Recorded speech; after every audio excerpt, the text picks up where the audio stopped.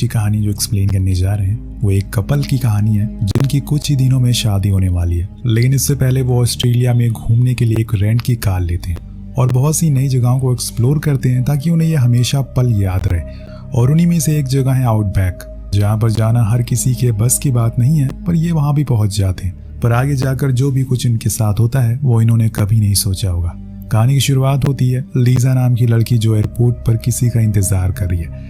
वहीं बाहर बेट भी किसी का इंतजार कर रहा है। दरअसल दोनों एक दूसरे का ही इंतजार कर रहे हैं, लेकिन उन्हें पता नहीं है कि वो आस पास में ही है। लीजा बाहर देखती है तो उसे बेट दिखाई देता है। वो फौरन उसके पास जाती है और उससे सॉरी कहती है लेट आने के लिए, लेकिन वो नहीं मानता और नाराज होकर टैक्सी में बैठ जाता है। हम उसके हाथ में एक मैप भी देखते हैं जिसके जरिए वो आने वाले दिनों में कुछ जगहों को एक्सप्लोर करेगा और उस टाइम को स्पेशल बनाने की पूरी कोशिश करेगा। लेकिन लीजा यहाँ पर बेट के नाराज होने से परेशान हो गई थी, क्योंकि वो तो उसे कुछ बात ही नहीं कर रहा होता, बस चुपचाप बैठा रहता है। दोनों एक कार रेंटल शॉप पर रुकते हैं जहाँ से बेट एक कार रेंट करता है, जिसके कुछ देर बाद वो उसे एंगेजमेंट रिंग देता है। दरअसल वो उसे प्रपोज कर रहा था, लेकिन बहुत ही रूड तरीके से, इसीलिए लीजा को जवाब नहीं देती है। वो उस रिंग को वहीं रख देती है। यहाँ पर लीजा असल में अच्छे मौके का इंतजार कर रही थी, जब उसका गुस्सा ठंडा हो जाए तब वो हाँ करेगी।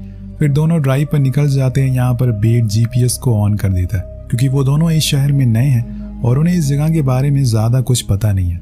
जिसके बाद लीजा अब सभी चीज़ों को रिकॉर्ड करना शुरू कर देती है, लेकिन बेट अभी भी नाराज़ था, इसीलिए वो ज़्यादा कुछ नहीं कहता। इसके बाद दोनों समुद्र किनारे बीच पर जाते हैं, जहाँ पर लीजा ढेर सारी सेल्फीज लेती है और फाइनली बेट से माफ़ी भी मांगती है और कहती है कि वो उसे बहुत प्यार करती है। उसे अब गुस्सा थूक देना चाहिए, क्योंकि वो 2 हफ्ते में आर्मी में जाने वाला है, जिसके बाद सालों के बाद आएगा। अब बेट को भी उसकी बात सही लगती है, इसीलिए वो मुस्कुरा देता है और फिर दोनों अच्छे पल को साथ बिताने लगते हैं। लेकिन यहाँ पर बेट के पैर में स्टारफिश काट लेती है, जिसे वहाँ पर काफी बड़ा जख्म हो जाता है, पर बेट उसे नजरअंदाज कर देता है। हालांकि लीजा कहती भी है कि उसको डॉक्टर को दिखा लेना चाहिए, लेकिन उसका मानना था कि ये अपने आप ठीक हो जाएगा। खैर अब रात हो जाती है और ये दोनों अपनी कार में ही पूरी रात गुजार देते हैं, जैसे कि बेट ने सब कुछ प्लान किया था। पर यहाँ पर लीजा उसे एक फोटो दिखाती है जो कि उसकी ड्रीम प्लेस थी। वहाँ वो हमेशा से जाना चाहती थी, लेकिन ये जगह जितनी देखने में खूबसूरत लग रही थी उतनी है नहीं। ये बात बेट को अच्छे से पता था, इसीलिए वो मना कर देता है। लेकिन लीजा कहती है कि वो अगर यहाँ तक आ गए हैं तो वहाँ भी जा सकते हैं, मुझे इससे बहुत खुशी मिलेगी। अब बेट सोच में पड़ जाता है कि असल में वो करे तो करे क्या, और बड़ी देर सोचने के बाद वो मान जाता है और जाने को राजी हो जाता है।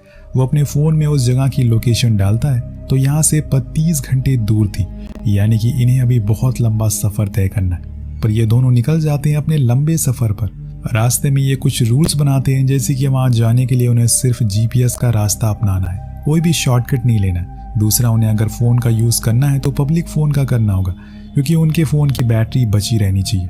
वो ये सब इसलिए कर रहा था क्योंकि उसे उस जगह के बारे में कुछ भी पता नहीं था, वो कहाँ पर है। तो वो उसे उस जगह के बारे में और भी कुछ बताती है, जैसे कि वहाँ पर बहुत सारे कंगारूज रहते हैं और भी बहुत सारी चीज़ें। पूरे दिन ड्राइव करने के बाद ये लोग होटल में बिताते हैं। अगली सुबह फिर से सफ़र के लिए निकल जाते हैं। अब आउटबैक वाली रोड पर पहुँचते ही इनका नेटवर्क काम करना बंद कर देता है, जो कि बेट को पहले से ही पता था, इसीलिए उसने जीपीएस को ऑन करा। कुछ दूर जाने के बाद लीजा को एक मरा हुआ कंगारू दिखाई देता है, जो शायद किसी जंगली जानवर का शिकार हो गया हो। अब थोड़ा और आगे जाकर इनका जीपीएस रीरूट हो जाता है, जो आगे से यू टर्न लेने को कहता है, जो कि इन्हें दिखाई नहीं देता, और ये उसी रास्ते पर चलते रहते हैं और कुछ ही समय बाद एक ऐसी जगह पहुंच जाते हैं जहां पर बीहड़ था और दूर दूर तक कुछ नहीं था। ये लोग फिर भी चले जा रहे थे। जब बेट की नज़र जीपीएस पर पड़ती है तो वो कार को रोक देता है, क्योंकि वो दिखा रहा था कि अब उन्हें आगे से यू टर्न लेना है। तो लीजा वापस चलने को बोलती है। दरअसल दोस्तों, यहाँ पर लीजा की आंख लग गई थी, जिस वजह से वो लोग आगे आ गए।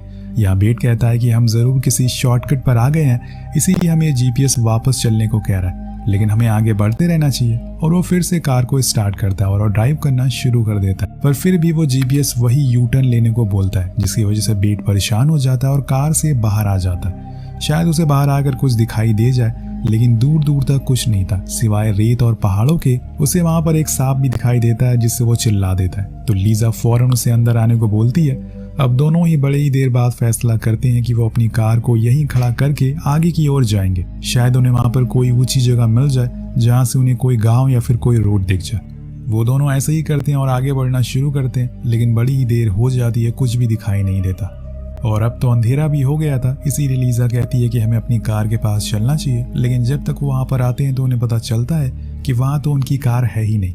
ऐसा इसलिए था क्योंकि वो अपना रास्ता भटक चुके थे और यहीं से शुरू होता है इस कहानी का असली प्लॉट, क्योंकि अब इस अंधेरी रात में वो जाएं तो जाएं कहाँ। तभी बेट को कुछ दर्द महसूस होता और ये हो रहा था उसी पैर में जहां पर उसे स्टारफिश ने काटा था। वो जख्म अब बढ़ता जा रहा है और समय के साथ साथ कितना बड़ा होगा किसी को पता नहीं है। पर एक बात जरूर पता है कि अब यहाँ से बेट के लिए आगे का सफर बहुत ही दर्दनाक होने वाला है। लीजा उसको पानी देती है और वहीं पर रुकने के लिए बोलती है क्योंकि वो चल नहीं पाता। पर यहाँ पर बेट कहता है कि हमें जल्दी से कार के पास जाना होगा क्योंकि हमारे पास खाने की भी कमी है। खैर अब दोनों वहीं सो जाते हैं, पर रात में ठंड बढ़ जाती है, इसलिए दोनों एक दूसरे से चिपक जाते हैं और जैसे तैसे ठंड को बर्दाश्त करते हैं। अगले दिन जब बेट की आंख खुलती है तो वो देखता है कि उसका तो पैर ही नहीं हिल रहा।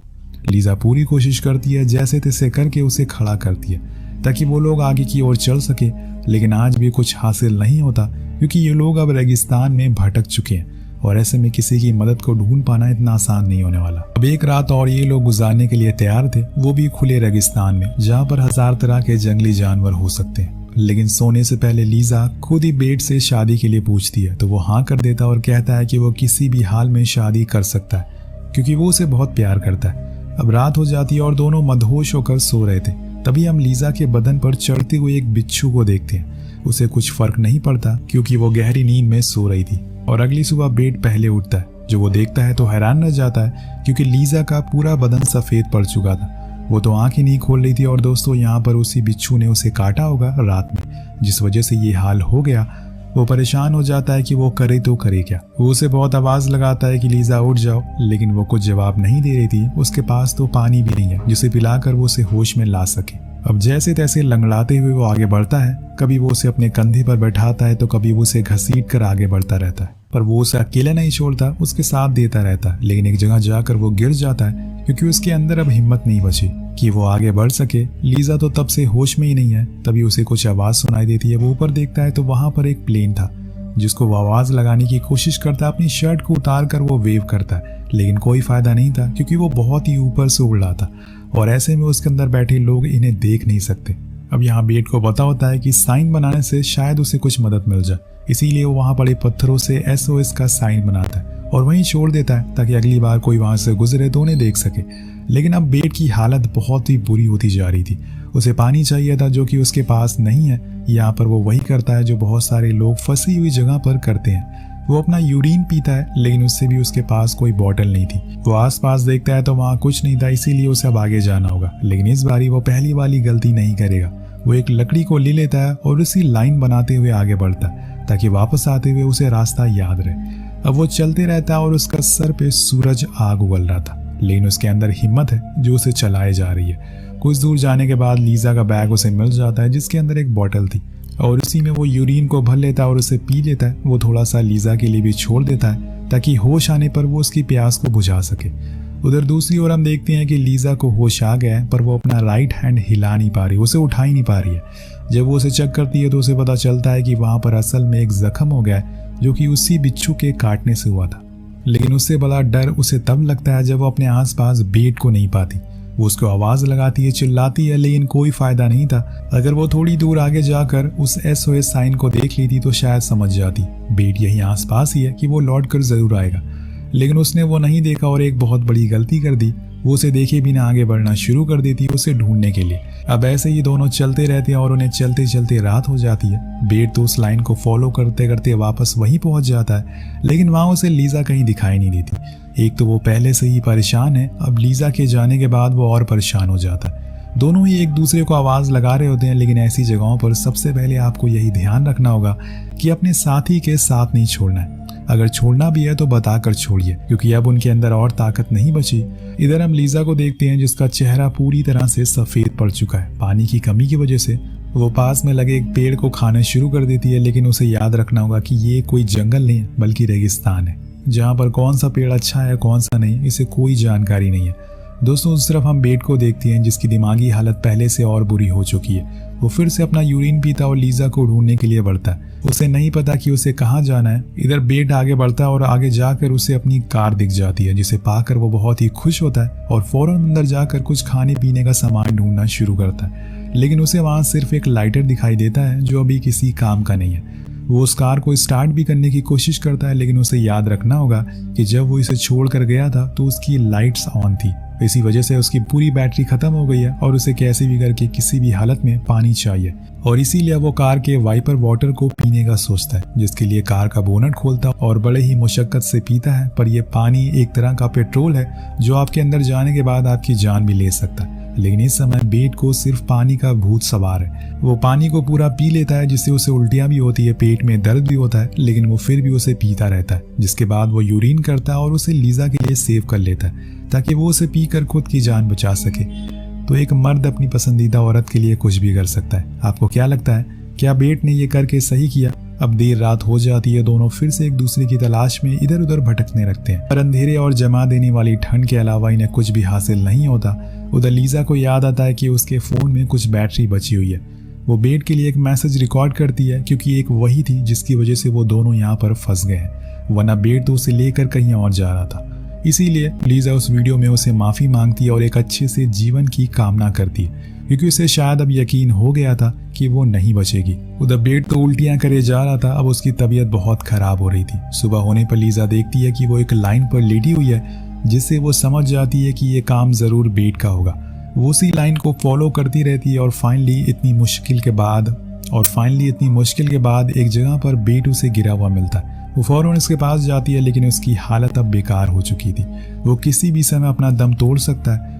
लेकिन अपने आखिरी समय पर भी वो लीजा से कहता है कि जो कुछ भी हुआ उसकी खुद की गलती से हुआ, इसमें तुम्हारी कोई गलती नहीं है। लेकिन लीजा कहती है कि अभी कुछ नहीं बिगड़ा है, सब कुछ ठीक हो जाएगा। बेट बार बार उसे वो यूरिन देता है पीने के लिए। उसे पता था कि उसे प्यास लगी होगी, लेकिन लीजा को कुछ समझ नहीं आता कि वो उसे क्यों दे रहा है। अब जब तक वो कुछ समझ पाती कि तब तक उसके ही हाथों में वो अपना दम तोड़ देता है। इन्होंने हंसते हुए इस जर्नी को शुरू किया था। दो हंसते हुए लोग कब एक दूसरे से अलग हो गए पता ही नहीं चला। लीजा को यकीन ही नहीं हो रहा है, पर यह हकीकत है, उसे यकीन करना होगा, और इसीलिए वो वहां से उठकर खुद की मदद के लिए आगे बढ़ती रहती है और बेट के यूरिन को पी लेती है। इसके कुछ देर बाद वो अपनी कार तक पहुंच जाती है, जहां पर वो सबसे पहले तो बेट की दी हुई उस रिंग को ले लेती है। लेकिन तभी उसका सामना वहां पर एक जहरीले सांप से हो जाता है और वो बड़ी ही होशियारी से कार से बाहर आ जाती और डोर को लॉक कर देती है। जिसके बाद वो उस रिंग को पहन लेती, क्योंकि एक वही चीज है उसके पास जो उसे हमेशा बेट की याद दिलाएगी। उसने खुद की जान की कुर्बानी देकर उसकी जान बचा ली है। लीजा वहीं लेट जाती है और ऐसे ही एक और रात गुजर जाती है। लेकिन अगली सुबह एक चमत्कार होता है। हम देखते हैं कि वहां पर कोई था जो लीजा को पानी पिला रहा था। पहले तो उसे लगता है कि वो बेट है, लेकिन वो असल में एक ओल्ड लेडी थी जो उस SOS साइन को देखकर यहाँ तक पहुंच गई थी। आखिर में हमें बताया जाता है कि बेट की लाश को भी वहां से उठा लिया गया और उसे अमेरिका भेज दिया गया। जब उसकी पोस्टमार्टम रिपोर्ट आई तो उसे पता चला कि उसकी मौत असल में उस वाइपर वाटर को पीने से हुई थी, जो उसने सिर्फ इसलिए पिया ताकि वो लीजा को जिंदा रख सके। जिसके साथ ही इस कहानी का यहीं पर अंत हो जाता है।